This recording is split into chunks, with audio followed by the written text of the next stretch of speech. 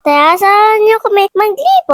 Namnamin natin yung bakasyon. Kasama ko yung iba sa truck. Medyo far away. Pupuntahan namin. Kung sa inyo, hearing na kayo. At sana all. In fairness, tagal nila. So, pupuntahan namin ay yung river na sinasabi ni Tita Annie. Sa Gentil niya sa Nueva Ecija para pupuntahan natin ang ninang ilog Quezon River. Guys, I'm telling you, it's so liar and so init. Well, it's worth it, Mama, because I enjoy swimming. Hi! Hello, vlog. Sila nga pala, kasama ko sa truck. Yan, siyamba nag-enjoy na din. Pati si Nainay pala. Papahuli ba ako? Siyempre, hindi. Enjoy natin yung river. Masarap mag-swimming. Tignan mo naman, guys. Ang ganda dito. Ayoko umuwi. Yeah. Patok, walang no for. Okay, let's walk and walk. Yeah!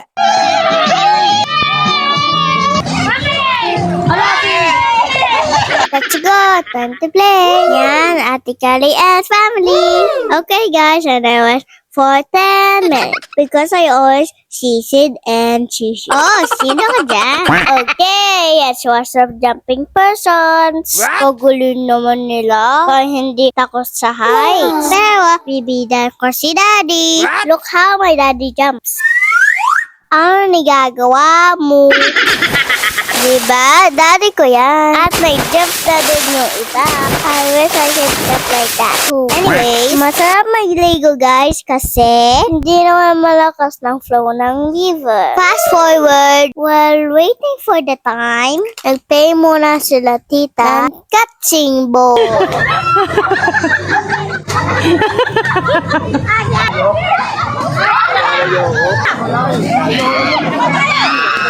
After mag-play, Gawin na tayo! for the cleanup ang mga persons. Si Daddy mag-clean up because I'm Disney princess. What? Char! So, pauwi na kami. Mamaya ang Daddy nakasing. And nakasakay ako sa truck. Pero nakasleep ako dyan. Ayan, dami namin sa truck. Kids and grown-up.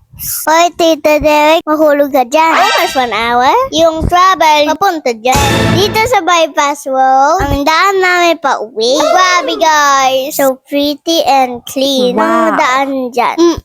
Thank you Lord for this day. Thank you for watching guys. See ya!